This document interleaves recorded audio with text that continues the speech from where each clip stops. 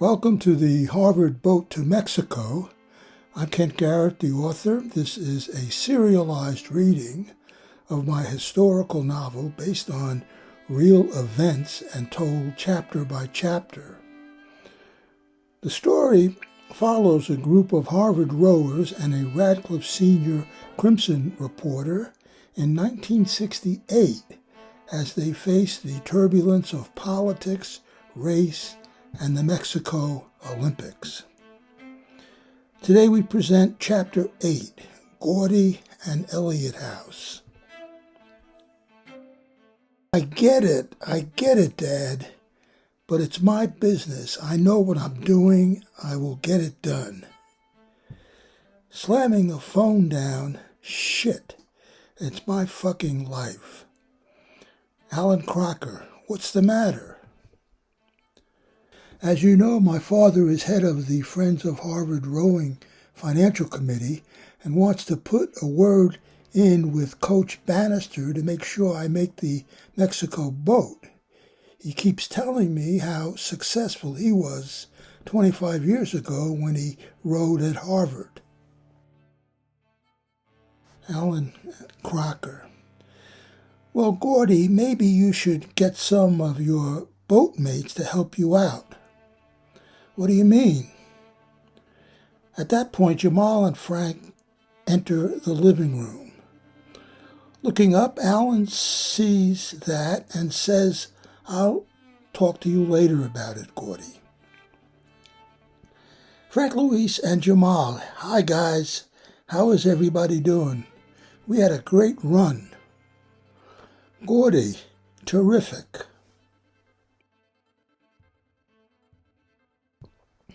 Alan Crocker and I have been rooming together in Eliot House for the last 3 years.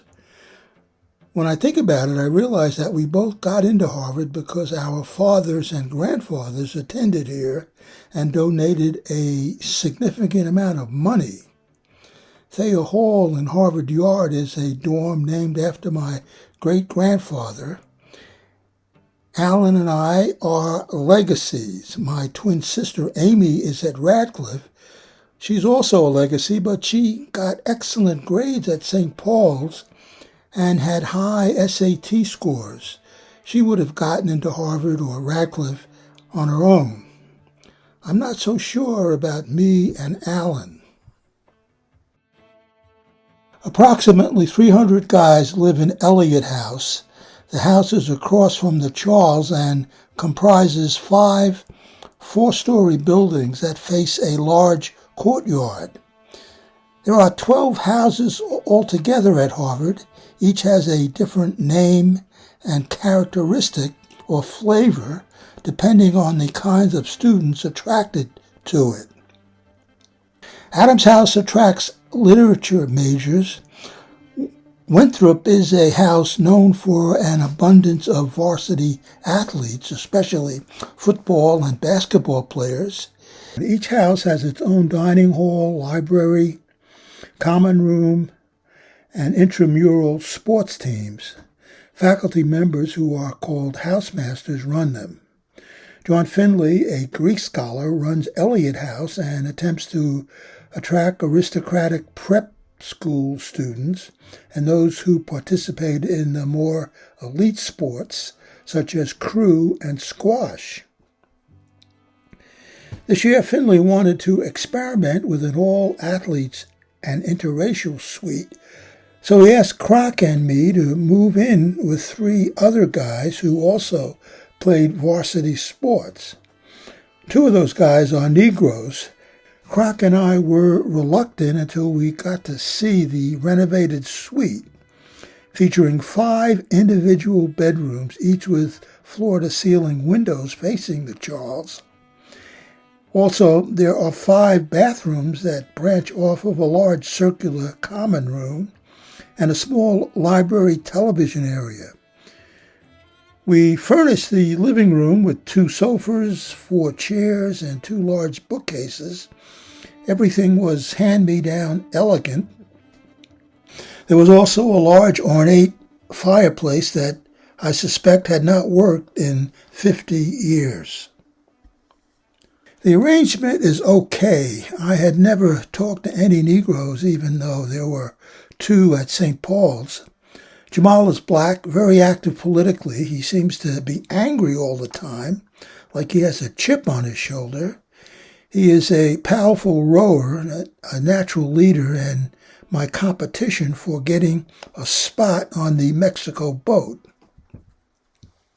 Frank Luis is a Mexican raised and adopted by Jews. He is a laid-back hippie type from California and already has the number 3 seat on the Mexico boat.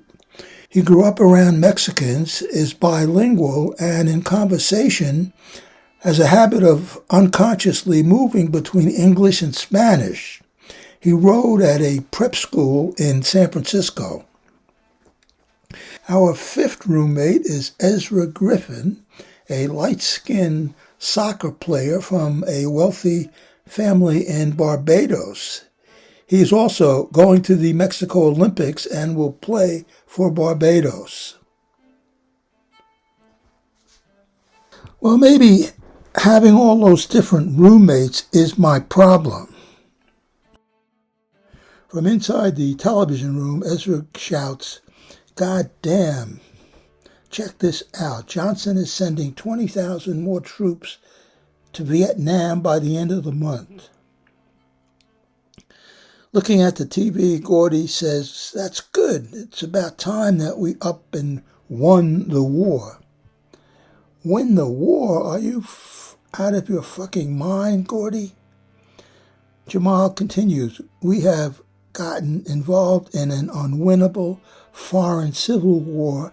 There is no way to win it." Gordie, my dad and his generation won their war, and this is one that our generation must win. Why do you think we have to win this war, Gordie? Gordie, I believe in the domino theory. We have to stop the communists. Frank Luis, well, that's what my brother thought, and he's dead now. And for what? Ezra, you are a naive asshole, Gordie. And so is Alan, always spouting forth American government propaganda bullshit. Alan, here we go with the name-calling again. Why are you guys so fucking angry? Jamal, I'm angry because as we sit here, 8 out of 10 soldiers dying and actually fighting in Vietnam are black, Hispanic, or poor whites. And you should be angry about that as well. Fuck it, let's get out of here, Jamal. We are hearing the same old bullshit. And we don't need to have the same old conversation again with these guys. Walking out, see you privileged assholes later. Jesus Christ, what's with those guys, Frank Luis? You understand them more than we do. Frank Luis, it's not about understanding them, it's more about understanding yourselves. First off, we need to realize that each one of us here at Harvard got here because of a racist society and system, a system of slavery, Jim Crow, and discrimination that has left Negroes and Hispanics like me on the short end of the stick. It is a system that you can reinforce or challenge. I challenge it. I suspect that Jamal and the other blacks see you preppy rich guys as reinforcers of the system because you want to keep benefiting from it to keep your white privilege. Gordie, but I don't have any white privilege. I've done nothing to these guys. Frank Luis, that is not true, and that is the problem. Guys, look, I need to get out of here and go to an SDS meeting. Okay, Frank Luis. Frank Luis leaves the room. Gordie, I don't get it. I just think that they let too many Negroes into Harvard. things should be moving more slowly. Alan, well, speaking of things moving more slowly, here is what I think you should do about the Mexico boat situation. Just make sure the boat moves more slowly when Jamal is the stroke, and that it moves faster when you are the stroke or in charge. Ask one of the prep school guys in the boat, like Spencer or Mark or Eliot, to pull less hard, just a little bit. They could pull not as hard on every stroke, or they could even say that they have communication problems with Jamal. It would not really be cheating. You could say that all of Jamal's and Frank Luis's political activities have upset the crew and the boat. But you have to figure out what to do, or what you should do, by yourself, Gordie. Gordie, but that's cheating. Alan, indeed, it might or might not be. Everything is relative. You do what you have to do. Do you want to see yourself or Jamal up on that Olympic podium in Mexico? That was Chapter 8 of the Harvard Boat to Mexico. I'm Kent Garrett. Thanks for listening, and music thanks to Zoe Keating. If you're following along on Substack, you can read the text version of this chapter. Be sure to subscribe so you don't miss Chapter 9 coming next Wednesday, when Jamal and Ezra talk about the realities of being Negroes at Harvard. See you next time.